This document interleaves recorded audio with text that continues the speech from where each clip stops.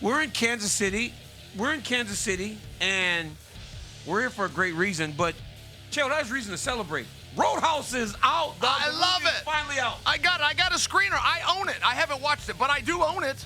Are you going to watch it? I'm going to watch it. I'm going to get into it. I tried to audition for that, by the way. I got skunked, but I'm still a supporter. I'm not a hater, DC.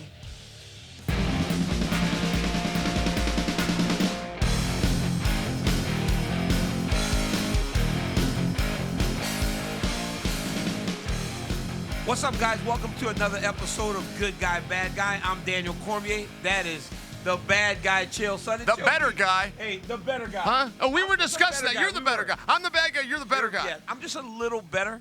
I wouldn't qualify as good, but hey, I'll take it. But Chael, listen, Conor McGregor, your boy, back in Miami, you had some bold statements about Conor coming back. I was not as believing as you were, but yesterday Conor spoke, and he had this to say, and it sounds like dude's coming back.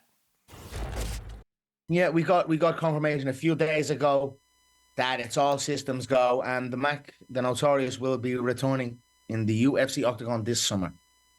Michael Chandler? Yes, Michael Chandler, yeah. I like Mike. I'm going to bust him up. I'm going to bust Mike up, yeah. Now it's on, so there's no messing now. I cannot dip out now. Chael. Come on. Chael. Huh? In Miami, you said he was coming back. He's told us time and time again that he's going to be back. He says it again. You believe it? I'm excited. All I can tell you is I'm excited. Just watching him there in his little suit, he said, I like Michael. I'm going to bust him up. When he has his greatest insults at something like that, you want to know the greatest insult I've ever heard in MMA? Tell me. Conor McGregor said this. Nobody picked up on it. I mean, it went under the radar. I'm like, oh, my God, this guy's a genius. And this one, he was still coming up. This is Dustin Poirier the first time. He wasn't the main event. He wasn't quite Conor yet. And he was complimenting Dustin. And he said, I actually like Dustin. He's a simple little hillbilly from a circus town. That was all he said. From Louisiana, Yeah, I'm sure you felt that one. He goes, he's a hillbilly. I go to, what am I? He goes, a ghetto hillbilly. Yes, then he called you the hillbilly. But it was such a great line. Like, hillbilly was like this underserved insult at the time, and he said it was a circus town. I mean, it was trying to be nice. Remember he used to wear the bow tie? Yeah. I'm only telling you this because I love it. I have a healthy skepticism whenever it's Conor McGregor. In the last 5 months, he's told us he was going to fight Chandler and a date at 185 pounds. It turned out that wasn't accurate information. Said he wanted to fight at the Spear. Brought in George Masvidal's name. Brought in Diaz's name. Said that he was going to go box Manny Pacquiao. Now, the reason I'm saying this, I don't think he's trolling us like some people do. I don't think this is misinformation, Daniel. I think there is some miscommunication. Yeah. I believe him in this one.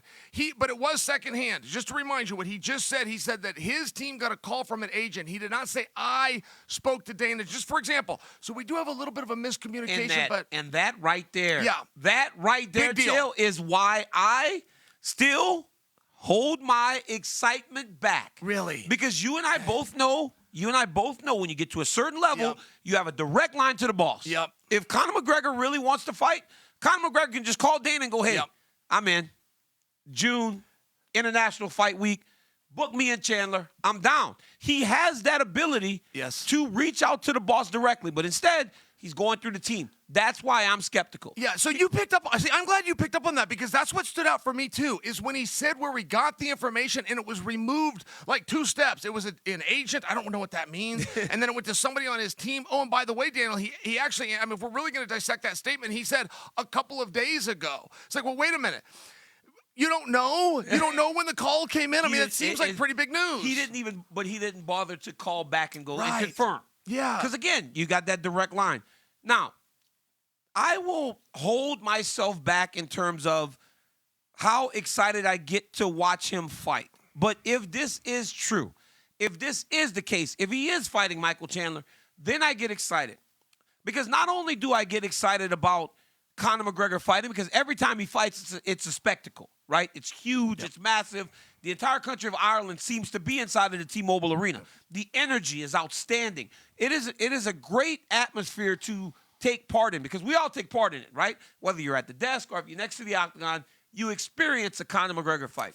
It's awesome. It makes me happy for our boy Michael Chandler. This man has been waiting for a really long time for this opportunity to fight Conor McGregor. But then it leads me to wonder, is Conor McGregor looking to do this thing for real again, Chael? Or is Conor McGregor looking to do this thing to, one, fight, and two, not go out with a broken leg sitting in the middle of the octagon screaming at Dustin Poirier's wife, who I don't understand why he was screaming at her. Like, is he doing this thing to try to make a run, or is this guy trying to just get it right from the last time? Okay, I will tell you this. You will do as a human being just about anything to cling to your identity. You do not want your identity in how you are known. Conor wants to be part of this community. I mean, he wants to be an MMA guy. He wants to be viewed as a UFC guy, a top fighter, a top draw, a top star. I don't blame him for that. And I'm just sharing, as an athlete, it was very hard for me to let go. And not because I wasn't aware that my better days were behind me, Daniel, or even that my goals weren't going to be reached. I needed to be part of the community as to whatever that meant. Can I go to one other thing when we're talking about what Conor said? You and I had touched on something on the last two shows that we had, which is I predicted perhaps Conor doesn't want to fight if he's not going to be a main event, and perhaps Dana's having a hard time putting him in a main event of a pay-per-view since it's not a contenders match or a title fight. Now, I just want to hold that because Conor addressed that, and he didn't say our names directly, but he was talking to us, and he said, I do want to make it clear to anybody that believes that I care of the placement of the card. I would prefer on my first fight back to be 3 rounds, and I don't care if I have to start the show. You see? So he was addressing that. I didn't see that. I didn't see that. That's a big deal. It's I didn't a know huge that. deal. It's a huge deal. And Daniel, But do you think that they would give him? But I mean, hey, look, I'm giving Conor McGregor a 3-round main event if that's the case. But I know that his name has to be at the top of the card. He has to be in the lights, Chael. It would be too missed an opportunity. But you know what? You just said something, and you're very good at predicting things. But you said he still wants to be a part of this community. There's years and years that pass between fights. Obviously, this one is because of the injury, but why does it always take so long? If he wants to be a part of this community, why is it always so much time between fights? Yeah, and that's the biggest deal. You'll remember when Nick Diaz came back. He took on Lawler, but he wanted to have this big comeback. And I thought, okay, but Nick, you've taken 5 years off. That has to be the lesson that's learned in this Robbie fight. No more breaks. Get booked right away. I mean, if you're really doing this as an athlete, and we know this as wrestlers, you got to get your feet wet. You go into a couple of tournaments before you go into the Olympic process, just for example. Make those weigh-ins. Make those travels. Sleep in the hotel. I mean, there's a lot of things that go to it. And I bring that to you because, yes, if Conor was going to take on a full schedule, if he was calling out 2 and 3 guys, he understands this is a contenders match. Daniel, I liked when he said, I want to get my feet wet and I want to go 3 rounds, because that is the responsible thing to do. Doesn't work that way in this sport. It's not like amateur sports where you can control that, but I like that he had the mindset. I thought that he stayed youthful, and I thought he really humbled himself. You know what's good about that is he has the wherewithal to know that he's not ready to go 5 rounds right away. But you remember when they first changed that to 5-round main events? There used to be 3-round main events. And then that great night in San Jose, Dan Henderson versus Mauricio Shogun, who first 5-round main event in UFC history that was not a title fight. And ever since, we've had some amazing fights in those situations. Chael, Conor was talking about his future to Mark Raimondi, and he said this. Now, I have a point I want to make, right, about Michael Chandler and the matchup. But let's listen to Conor first before we get to that. So I have 2 fights after my UFC contract. I'm excited to get them. What's next? I don't know. I have not been accosted by, there's been no talk of a re-sign. I don't know how would you even approach someone like me to re-sign? What would that look like? I love the UFC dearly, Mark. That's my heart is in the UFC, my catalog, my life, and I wish to continue this. How that looks, I have no clue. Conor's like wondering aloud about the future, right? And he's at the end of a contract. This is such a unique situation because there's never been anybody like this. We know, right? At least through the dark channels that we find information in for our YouTube and everything else, that Francis Ngannou, if is to believed, got offered $7.5 million per fight to stay as the heavyweight champion of the world. But Francis Ngannou is not Conor McGregor, right? What does that look like? How do you approach a guy like Conor McGregor? How do you value him in this environment to try to get him to stay when he knows he can go fight a Manny Pacquiao and make the amount of money that he could make. I mean, Francis is making $20 million right now to box. Yeah, hey, look, if it's just a cash grab, there does seem to be some other options. One thing about the UFC, you will make what you earn. You will be given an opportunity, and there is no cap on it, but you're going to have to earn it. I think that I think Red Panty Night is still real. I will just tell you right now as we're doing the show, DC, I'm excited seeing Conor. I don't like that hat that he had on. I mean, what is that hat? But who breaks down a guy's hat, right? Conor, nobody could get me to comment on their hat. I like everything about this guy. It's a Hollywood thing. He's becoming Hollywood. He's wearing this hat now. Yep. It's not the kind of that when you start starring in movies, you start wearing weird hats. I've noticed that. I don't understand. And you know the scarf guy? You go to movies, you get the hat, then you get the weird scarf that comes with it. If he comes with a scarf, I'm out. Yeah. If he puts a scarf on next with that hat, I'm out. My point, though, is just I think that he's still really big. I think Roadhouse is going to help him. I think if anybody knows how to use it, Conor has stayed the boss even after a loss. And it's a very hard thing to do. Mm-hmm. I read somewhere that he's lost like his last 5 fights. I can't confirm that or not because it doesn't feel like he has. Every time I see him fight, I want to see him fight a little bit more. Yeah. And one thing is about, supply and demand is very real. And we just haven't had very much Conor. Look, I think that he's a big draw. I think that the money is here. He's going to have to earn it like everybody else, but I think he can. And he does, right? He's got all of the biggest pay-per-views, the numbers. They show that they're going to pay him a crazy amount to keep Conor McGregor because that's exactly what you have to do. But when you talk about expectation, my thought is this, and I had a great conversation this morning off the record about the expectation for Conor to return to the octagon. I believe that he has the right matchup. I think, especially seeing him standing next to Mike there, I didn't realize he was that much bigger and taller than Mike. I love Michael Chandler. I think Michael Chandler has many avenues to go and win this fight. I don't believe that Michael Chandler is going to go down that path. I believe that Michael Chandler will fight him in a way that's going to make it possible for Conor McGregor to win. And I'm not predicting the fight. Sure. I'm just saying that I don't know that Chandler goes out there and wrestles him down the whole time like Khabib did. And when you're standing with him for an extended period of time, you can get knocked out. And I believe that's why Conor's saying, I'll take Chandler. And I believe he has the right matchup to make a big splash. Remember the Cowboy matchup, right? Sure, of course. It was Cowboy Cerrone. Yep. He came back. He's back on top of the world.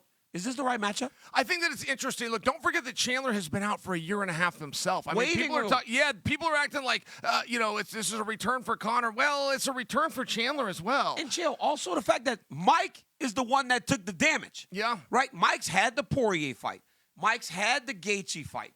Mike's had all the tough fights. The Charles Oliveira fight. Sure. Like, Mike is, if you really look at it, Chandler has more damage than Conor McGregor, more mileage. Yeah, 3 rounds is not the world's worst idea that I've heard, by the way. I mean, I think that both of those guys, I'd kind of like to see all that energy packed into one. I'll tell you this, Daniel, something that I'm watching closely as a way of what can I expect for Conor is Chris Weidman. Chris Weidman was coming off a very similar injury. He's had 1 fight back. It looks like he's going to have 1 more fight and call it a career. Yeah, but that was more about, you get back on the horse. You get back up like a real fighter. I really admire it in Weidman. I admire it in Conor. And I feel like Conor doesn't get much grace around here. I feel like Conor, because of the interview and the presence, we forget that's a human being who was broken in half, who's getting back up. And I know guys, Daniel, that think they're fighters, but they really just know aggression. I go take someone down. I go beat them up. That's aggression. A fighter gets back up when it's hard, and that is what Conor McGregor is proving to be, and he deserves credit for that. Yeah, he does, time and time again. And I wonder about this. Chris Weidman had every intention to kick whenever he got back in there. He said he couldn't kick for the life of him. Yep. And then Brad Tavares kicked him 1,000,000 times. He said he was so afraid to use that leg to try to deal out damage because he was so worried about the injury. How does that affect Conor? Chris Weidman said he's walking away because he wants to go box. He's going to go do some of the celebrity boxing. That way, you don't have to deal with the leg injury anymore, right? There are so many different factors that play for Weidman. How many of those will Conor have to deal with also, especially if Chandler comes out there right away and just kicking at the leg, trying to really get at that bad wheel? Yeah, Daniel, I went down, I did a suspension for violating one of the PED tests. One of the things that will hurt you on PEDs when you come off of them isn't just that they make you bigger, faster, stronger, Daniel. It's the psychology of, can I do it now that I know I'm not bigger, faster, and stronger? Yeah. And I will tell you, it affects you. And it's just a real thing, because when I heard about Weidman not being able to throw that leg, Conor hasn't brought us in on that yet and told us what he's feeling. but I think that we're right. I think that he is second-guessing that. I think that some of the training is reduced as a way of making up for that leg. And I bring that up not as an excuse for Conor. I bring it up because he really should be recognized for that. This is not just about a draw and being flashy and making a whole bunch of money. He doesn't need those things. He wants those things. And I think that the greats have to want it, and he is one of the greats. You know, and at the end of the day, regardless of what you think about Conor McGregor, dude's a fighter. He is a fighter, man. And I believe that as a fighter, at times, he can be a tad bit underrated because the Conor McGregor that became the double champion was an absolute savage. He had a ton of skill. He was a fantastic striker, but he could do all the other things that allowed for him to not only beat one of the greatest featherweights of all time, but beat Eddie Alvarez in a wipeout to really set the standard for what the future of the UFC looked like. So in terms of box office draws and accomplishments and the idea that you can be something greater than a UFC champion, that all started with Conor McGregor, and he does deserve credit for that. Now, Conor McGregor is always a part of a big fight. But this weekend, we also have a massive fight, very important fight from the UFC Apex. The undisputed heavyweight champion of the world. All right, Chael. So it's time for Headline Hunch.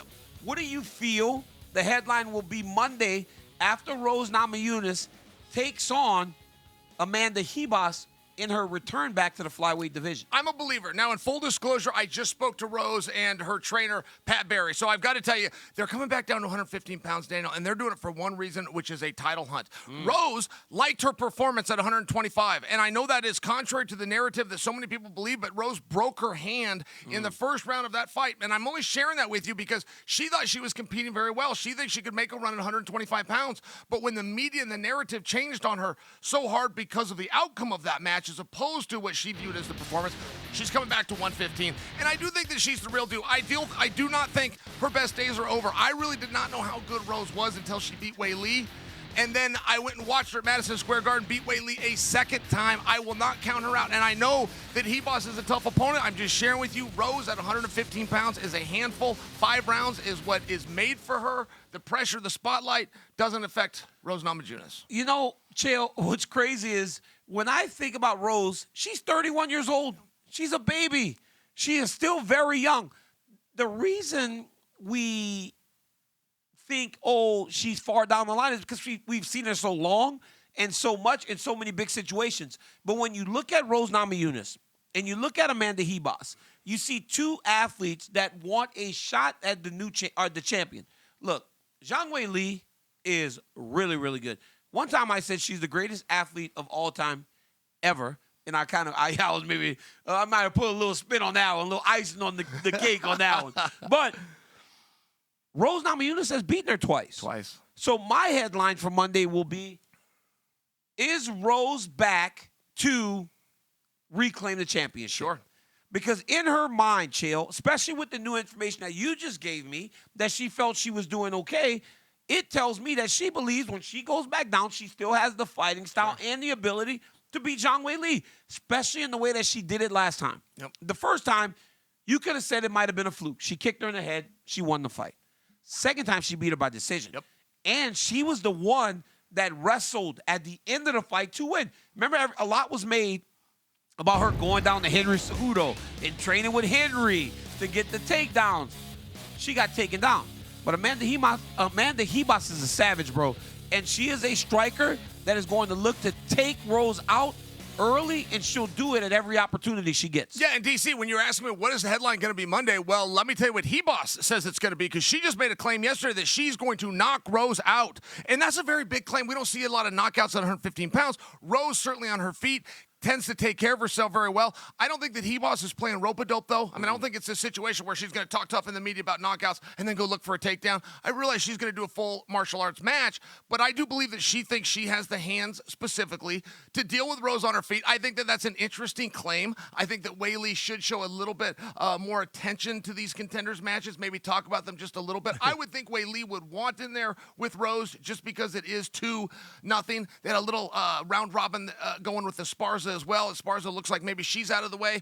Ribas matters. If Ribas can beat Rose, it will be significant. If she can knock her out like she says she can do, Daniel, I think that will, in fact, steal the headline. Yeah, if she can knock her out, that would be stunning. I don't anticipate a knockout. These two are too talented. I believe it's going to be a great fight, though, from the UFC Apex. Chael, these two are fighting this weekend, but you and I, we got to fight every single week because we go 5 rounds. We go 5 rounds, Chael. So it's time to go 5 rounds with DC and Chael. Chael, round 1. All right.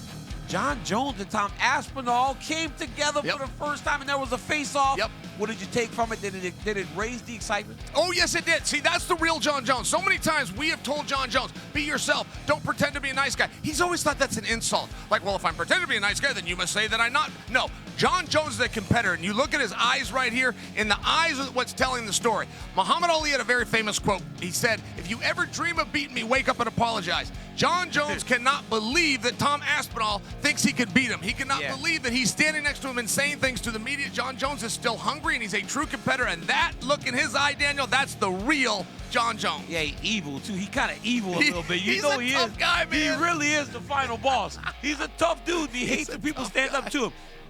It didn't raise my excitement level to this point. It almost felt like he no-sold him. When Tom put his hand on him, he kind of like, He kind of no-sold him a little bit. Give him a little bit, Jon.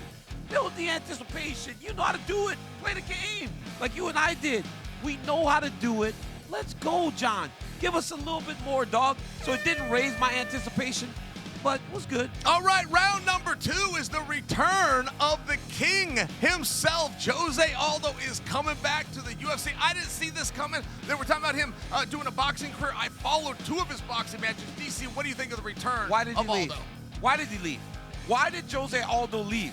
There was no reason. He was still competitive. He was still fighting at the very top of the sport. He went to pursue boxing, but that's one of those situations where a lifetime gets you a little bit of a pat on the back and say, hey, go chase the money. But to me, it tells me that Jose Aldo still loves mixed martial arts, but also maybe the money ain't as good out there as you think for a guy that fights at 135, 140 pounds. But I'm excited. I'm going to Brazil for it, and I cannot wait to watch Jose Aldo compete in his home country. I appreciate the point that you just made about the money. There is a misconception. We keep saying all these MMA guys that want to go over to boxing. We never see the reverse. And the money stories simply aren't true. I mean, right, Conor and Floyd was once in a lifetime. And I only bring that up for the fans at home so they know this isn't as much of a return as you might think. Like Jose Aldo, even when he went into boxing, he never left the gym. Yeah. He's still with Andre Pederneiras. That is still who cornered him. That's the same guy. He's been doing the same stuff with the same people, even if he took a few of his tools away from himself. Jose Aldo isn't exactly returning. He's just coming home, at least in my opinion. I love their relationship. Round number 3. Right place, right time for Steve Erceg. He's the number 10 ranked guy, Chael. He's getting the title fight against Alexandre Pantoja. What do you make of it? Well, listen, good for Erceg. And first off, that is an absolute handful. I don't know how familiar you are with Steve, but he's crazy I love him. good. Ariel Hawani sent me a text and said, make sure you watch this guy. He's going to be a future champion. I turned to Ian Parker and said, Ariel Hawani just said that this guy's going to be a future champion. And Ian goes, oh, yeah, make sure you're watching Erceg. Now, Pantoja, this is a whole nother game, man. Pantoja will do whatever it takes to survive. This guy was driving Uber, just for example, as he was getting 2 workouts a day. He would go and babysit. He would do whatever it took to make ends meet because he believed in himself. And Daniel, when he fights, I see it. I mean, if a fight is 25 minutes, he will go every single second. He never beats himself, and he wants to fight at home. I love Steve Erceg. He looks like the guy from The Office, but when he gets inside the octagon, he's an absolute killer. Love him getting the opportunity. But let me tell you something, man. When you go against a champion that the moment he gets the belt, he looks in the camera and goes, Dad, are you proud of me now? That's a different disturbed dude when we're talking about Alexandre Pantoja. So it's going to be difficult. It's going to be tough. And Erceg, the ride's been pretty smooth. Dad, are you proud of me now? Dude's crazy, Chael. You said Erceg looks like the dude from The Office. I think you mean Andy. He looks like Andy from The Office. I love it because I can see it. All right, I want to move on. Peter Young. It just comes out that he beat Song with a torn ACL. Daniel, what do you think of that? Unbelievable, because we know how tough Petr Yan is. What we didn't know that he was having to rely on it that much in that fight. It didn't look like he was himself. If I'm being completely honest, I was a little bit shocked at how easily Song was able to track him down early. I was a little bit shocked that Petr Yan wasn't more on the movement with his feet, but now it all makes sense. But it also speaks to how great this champion is because he got it done against a very tough, young, and a guy that was willing to fight him every moment of that fight down in Miami. Yeah, and I feel like Peter Yan was fighting for more than just attention that night. I feel like he's fighting for his spot on the roster. I think it's that big of a deal. I know the narrative was, can he climb back up and get into title contention? Look, Peter Yan is as good of a fighter as you need to be. Like, if you take that in any other weight class, you can get all the way to the gold. I'm just sharing with you to come back and to be hungry and to do these things. Not to mention, when did he hurt the ACL? Was it before the match or during the match? I was never given those details, but it's a very hard thing to push on, let alone to have that kind of performance. Good job by Peter Yan. It was amazing. Round number 5. Oh, Bo, how we love you. Bo had some words for the critics. Let's go, Bo Nickel. I think that all these people, it's like that one thing where I should go to their job and, like, if they get a raise, I should be like, boo, boo, you don't deserve it. You don't deserve it, you bum. You've only been working here 2 years. This guy, Jim, over here has been working here 3. You freaking scumbag. You deserve a pay cut, you idiot. I don't know. Like, I don't get paid any more or less. It doesn't really affect me anymore. It's just like, at the end of the day, the decision was made because I probably sell more. Like, more people want to see me. Why would they put me there unless more people want to see me? Because at the end of the day, the most watched spot is the prelims and the main prelim. So if they wanted more people to see me, they would put me at the main prelim. But the reality is they want to sell more. They want to sell more pay-per-views, so they put me on the pay-per-view. Chael, Bo, we love you, but come on, Bo. I He has mean, no idea what he's talking about. All those guesses were terrible, quite frankly. But what do you? I'm sorry to cut you off, but I mean, what? I probably sell more. People probably want to see me. Who? What are you talking about? I can't figure out why he's got this spot either. I mean, I think that it's something good. I think that it's a positive. I think he's got an incredible talent. I'd like to see him with Jemaev. I mean, I can only put Bo over, but no, Bo is not a star in pay-per-view as of right now. So here's what it is. I love that Bo said, I will retire if you try to put me on the prelims. And I believe that it's something in that statement made the UFC go, okay, we're going to put this guy on UFC pay-per-views. But Bo's not selling pay-per-views. I mean, I don't get it. I mean, Bo, we love you. Yeah, he's got us stuck because we love it. We want to put him. We want to put him over. We want to put you over, but Bo, you put us in a bad spot. Yeah. And I'm as curious as anybody. Like, card placement to me is actually really interesting. I thought Bo made a fair point. He said, I don't get paid anymore. I'm just in there doing my job. I like that whole thing. I do think that there's a push coming for Bo. I think that's good news. By the way, I got to switch gears here because this week in MMA history, we got something real special. Not to mention, this week was Daniel Cormier's birthday. Oh, there he is. There he is. That's Look at that. Oh, my God. Now, Daniel, we've got a surprise for you. Oh, wow. All right, the team over here. Now, I'm going to pass this to you. That's a hat. Generally, the tradition is candles, but we don't want to start a fire hazard here. We're in somebody else's property, so we just got you the hat on top of that. Look at this handsome guy. That's a good-looking kid right there. That's little Daniel Cormier from Lafayette, Louisiana. That's just a boy that grew up on the north side of Lafayette, Louisiana. He's a bit shy. Yep. Look at his shoulders. You can tell when a kid's shy when they do this with their shoulders. They kind of want to go within themselves, but then I became DC. That young man right there got his college paid for through athletics, got an education, represented the country in the Olympic Games 2 different times and became a 2-division world champion. And now look at him. He's sitting side by side with Chael P. Can you believe it? It's probably you've like come my a long greatest way. accomplishment. Probably I is. love when I got my show. I love when I let you onto my show, Is and that then how you your see it? Twitter post was, "Man, I'm so happy for Daniel." Yeah. that was I really felt like you'd good. really arrived. I've arrived. Yes, that's how I felt. Because I chased you down at Fox. Yes. You left. You were like, I'm not working with this bum. How was that? And now I finally got you. I've finally been able to corner Chael. Guys, listen. It's a great week because I was born. The whole world's better for it. But you know what else is really cool to see? The Hammer. Mark Coleman Yes. is already back in the gym. The dude was Isn't that look at great? Mark. Look at him. I mean, look at Mark. Mark almost perished last week in a fire. 5 days later, dude is in the gym with Matt Brown, who is also an absolute psychopath and one of my favorite fighters to watch because he's so fun. But how about the Hammer, Chael? Mark Coleman was an NCAA champion for Ohio State. I bring that up because we got the NCAA wrestling going on this week. Rights are given right here to ESPN for anybody who wants to check that out. But I got to tell you, what a comeback. I mean, he saved both of his parents. He went in to save the dog, which is just a hero move. Yeah. I mean, it's the thought that counts in life. That's what you're going to get judged for on the other side.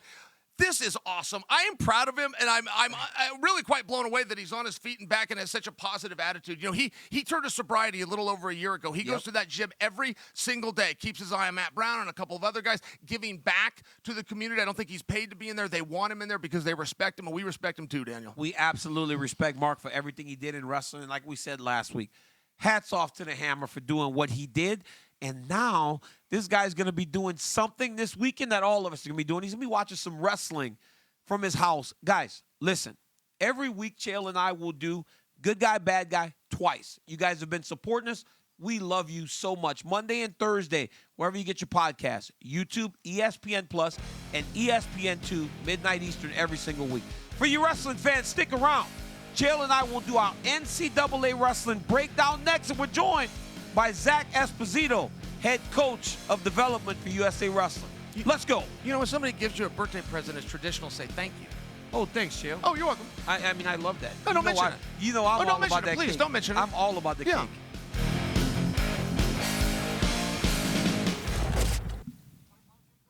What's up, guys? Welcome to the Good Guy, Bad Guy NCAA Wrestling Preview. We're joined by my man, Zack Esposito. He is the National Development Coach for USA Wrestling. And obviously, we got the bad guy. Boys, we are here for the NCAA Wrestling Tournament. We all get excited because you never know who's out there, right? You might see Chael Sonnen wrestling for the University of Oregon, me for Oklahoma State, Johnny Hendricks, Jake Roshaw. So many great athletes that fought in the UFC, became champions, competed on this weekend. But the big story this weekend will be Penn State. They've won 10 of the last 12 NCAA tournaments as a team. This year, they may have their best team of all time. They have a chance to have 10 All-Americans. So my question to you two is the Penn State dominance. Everybody loves a dynasty. But is that dynasty good for this sport, the sport of wrestling? Because, I mean, honestly, I don't really watch new movies if I know the ending. Sure. And it almost feels like a... Sure. Well, and Danny, that's why we're here, right? We got the bad guy, the worst guy, and we got the expert. And I really do want to hear what Zack has to say, only because when Penn State is coming up and you were surrounded by that success, it's hard to get much of a pop. I was an All-American at the University of Oregon. That might not sound much to you guys, but I was the only one. I mean, I got a lot of credit. The professors treated me in a certain way. The fellow students treated me a certain way, and I felt a certain way. You got to Penn State, you don't win a national championship. They'll treat you that in reverse. It was a fail. You were a miss. We wasted our time on you, and I just ask, is that a good thing or is it too much pressure, Zack, to put on a young kid? Listen, it's exciting, but I'll say this: we haven't been down this road before. Oklahoma State has won a bunch of titles. Oh yeah. You know, Dan Gable has won 15 titles, won 9 in a row, going for his 10th. So, is it really good for the sport or is it bad for the sport? You know, Chael Sanderson is a 4-time national champ, undefeated person for a reason. He's a competitor, and that's who he is. And so, to think that this train is going to stop. Oh, I'm sorry, Dan. I'm sorry, Dan. Zack, I just who did he beat in the finals? Yeah. I'm sorry. I might have just hit. I might have just touched it. Me now. Y'all want to just talk about him whipping me in the finals. Forget you guys. Y'all suck. That's why you don't make friends with these types of people. But guys, here's the deal. I love to watch it. They're really good. They're really, really good. I just wonder though, when we know this weekend is about second place. They're predicted to win this thing by 50 points, which doesn't really happen. Yeah. I just think that parity, as in most sports, because that's why college basketball is fun right now. That's why the NFL is fun right now. Parity wins in most cases. We're not really getting that right now in wrestling. It's true, but I'll say this. For the sport, wrestling has to do a lot to get noticed. I mean, you think about Anthony Robles had to win an NCAA title on one leg to be number 1 on SportsCenter's top 10. Okay, Kyle Dake had to win 4 national championships in 4 different weight classes. Okay, we have to do a lot in this sport to get noticed. So for Penn State to go on and win as much as they're winning, listen, it's going to elevate us up as coaches. Okay, yes, maybe it's a race for second right now, but I will say this. You know, things are a little bit tougher now, NIL, transfer portal, to kind of slow that ship down and slow that train down. But still, it is raising. If you want to look at this sport and NCAA championship from 2 down to 15, it's competitive. It's competitive. The race for second is so fun. Yes. It's so fun, Chael. Yeah. So you look at Iowa, they have an opportunity. Michigan, Arizona State, Oklahoma State. But is this the best team, Chael, that we've ever seen? It's certainly arguably, and when we do talk about is it good for sport, it's definitely good for kids that dream of being part of the sport. Because I will tell you one thing about Penn State, that is sportsmanship at its finest. Chael Sanderson has never bragged. He's never made a claim. He's never been down on a guy. He should. I think he should. The stuff to brag about. I think he should. I mean, it's hard to get him to do an interview. You know, he kind of looks down. He's kind of quiet. He never puts himself over. He always puts that program. I just think that there's a lot that we can be proud of. I think Chael deserves a lot of credit. And by the way, when you thought Zach and I were teasing you for that match, yeah, if you would have beat Chael, you'd have been NCAA champion. That's true. If you would have beat Chael, you likely would not have been an Olympian. Yep. You likely would not have been a Grand Prix champion. You likely would not have been a UFC champion. I know we're going to get to that in a minute. That's right. I'd have been happy. I think that you owe a lot to that match with Chael, and we'll get to that in just a moment. Yes, we will. I believe this is a great team. But when you look at individuals and individual weight classes, which one are you two looking forward to the most? Chael, you go first. 141. And do you want to know why? Because Aliris isn't there. I think that's a big deal. When you can raise somebody up and then Aliris is going to come back. So we're going to have a champion versus a returning champion next year. I mean, just the storyline right there, not to mention for the Olympic team. When I look at Bo Bartlett, he was number 2 at the U.S. Open. He's got these Olympic aspirations. He's planning to be at the final wrestle-off next month. And that goes for a lot of other guys. And I bring up Bo Bartlett. He's not even a lock here. He's not a shoe-in. No. Aliris is getting ready for him. It sets up next year.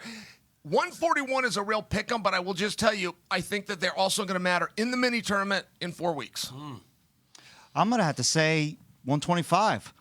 You know, the reason is because we've been talking about this all year. You know, who's going to shake it out and who's actually going to come out, be the champ. And the freshman's the number 1 seed. And the freshman's the number 1 seed there. You know, it's really exciting to watch it. I'm really interested to see Carter Starachi. I mean, you don't throw that type of temper tantrum at the Big Ten championship, go home, if you're not as hurt as what people might think you are. So it has me to believe, like, hey, this guy's ready to go. And we're going to get fireworks right off the bat where he hits a number 1 seed. That's and horrible. this is the thing. 3 NCAA champions on the same side. All on one side of the bracket. Come on. So that's exciting for me. Hey, that's my weight class. Come on. 133. That's my weight class. Yeah. 133 is my weight class. Why?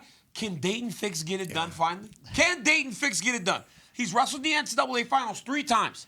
Last year he was 4th. And listen, I've coached Worst Dayton. tournament of his career or his life probably for Dayton Fix. Yes. He was 4th. Yep. Yes. Can he get it done? Dayton Fix gets the number 1 seed over Ryan Crookham, who has beaten Vito Arujau twice.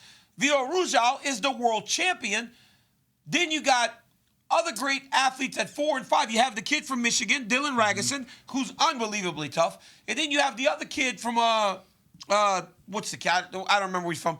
At number 5, unbelievable weight class. Can Dayton get it done? Here's the issue with Vito Arujau. He's the world champ. He's the reigning NCAA champion. He steps on the line. It costs him. Yep. It ultimately costs Vito. Should that guy chill? Should he get something for actually stepping on the line? Like, he could have sat outside and said, "I'm not wrestling. I want the number 1 seed because I'm the man. I won the worlds. I won the NCAAs." He stepped on the line and got beat by a freshman twice, and now he's the 6th seed. And at number 5, I think you're thinking of the Big Ten champion from Rutgers, by the way. Rutgers, yes. But I will share this with you because I get your point about Crooklyn. I get your point about Vito. I feel that it's Crooklyn that got a little short-handed here. Mm-hmm. He went out there and beat a world champion. He beat the defending Olympian. He wasn't even supposed to be the starter. You think he should have been 1? I do think he should have been 1. I think that Vito and Fix should have to go through each other, yes. And I think that if you were to ask Crooklyn, who do you want on your side, or rather, who would you rather avoid, I think he would have put those guys on the same side. If I'm being honest, I was happy.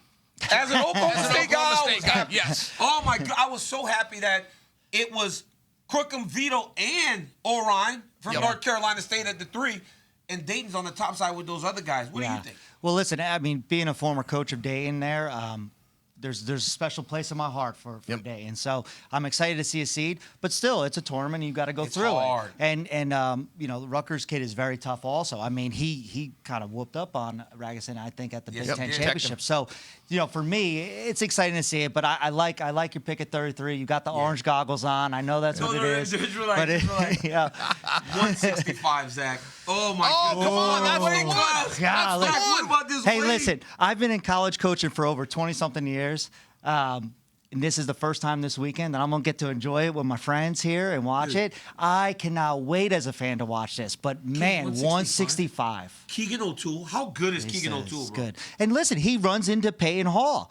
You know, he could run into Payne Hall. Yep. You know, and this is a guy that he's beaten before plenty of times, but it's still a tough match. But that whole bottom side of the bracket too. I mean, man, Is I mean, Carr's the 4 seed. Carr and O'Toole are on the same side. Yes, national champs But hitting the up. number 5 seed's insane too. Yeah. It's crazy how Sure. good this bracket is. But I talked to Ben Askren about this and Keegan O'Toole. I said, Ben, where did the change come for this kid? He has no weaknesses. Yeah. When you watch Keegan O'Toole, Chael, he does everything well. Sure. He's a master on the mat. He's a master on the feet. He's got unbelievable cardio, and he just seems to love the sport of wrestling. And that's what you like to see. Yeah, most definitely. And by the way, I mean, so O'Toole and Messenbrink is a huge deal. Oh, and that's us Messenbrink. being disrespectful, just blowing Carr off, not for nothing. I'll tell you this, looking forward, though, I don't know what Keegan O'Toole's going to do at the Olympic trials. I know he's not going to go 0-2. So now the question comes, who is he going to knock off? And I got to say the same thing for Starace at the Olympic trials. I don't know what he's going to do, but he's not going 2 and through. Nope. So who are these guys going to knock off? Starace was just too small last year. Yep. If he was a little bigger, he could have been a real issue, right? Didn't he make? No, that's right. it was O'Toole last year. That was just too small last He year. had a great match against Jason Nolf and Yeah, at but the he U.S. was Open. just was too just a little small, young, just not as groomed. Not ready. Here's my last question, guys, Okay. before we go, because the tournament's starting here in a few minutes. all We right. got to get going. Round of 12, quarterfinals are my favorite tournaments of any wrestling tournament.